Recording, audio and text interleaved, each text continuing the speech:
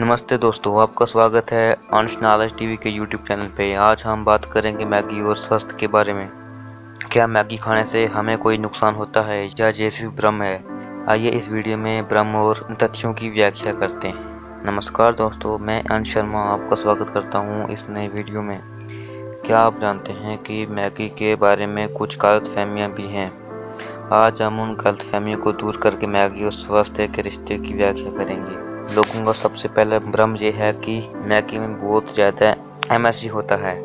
MSG माने कि monosodium glutamate, एक फ्लेवर इन्हेंसर है। मैगी में भी इसका उपयोग होता है लेकिन बहुत कम मात्रा में। ज़्यादा एमएसजी कंसम्पशन से जुड़ी कोई साइंटिफिक प्रमाणित दिक्कत नहीं है। भ्रम नंबर 2 ये है कि मैगी बहुत अनहेल्दी है और इससे मोटापा होता है।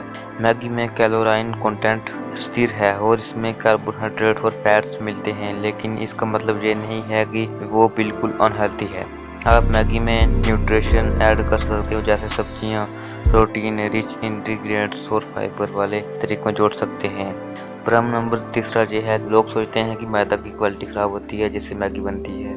मैगी नूडल्स तो मैदा से ही बनाए जाते हैं, लेकिन ये भी सच है कि मैगी के इंग्रेडिएंट्स में नेचुरल फ्लेवरिंग और न्यूट्रिशन होते हैं। तो दोस्तों, मैगी खाने से स्वास्थ्य पर असर होता है, लेकिन ये असर आपके खाने के तरीके पर भी डिपेंड करता है। मैगी को सही तरीकों से ऐड करें, सब्जियां ऐड करें, प्रोटीन ऐड करें और एक्सरसाइज भी करें। स्वस्थ रहिए मैगी के साथ। ये थी मैगी और स्वास्थ्य के बारे में हमारा वीडियो। अगर आपको ये वीडियो पसंद आए तो इस वीडियो को लाइक करें और इसे शेयर करें और हमारे चैनल को सब्सक्राइब करें, और हम मिलते हैं अगले वीडियो में। धन्यवाद।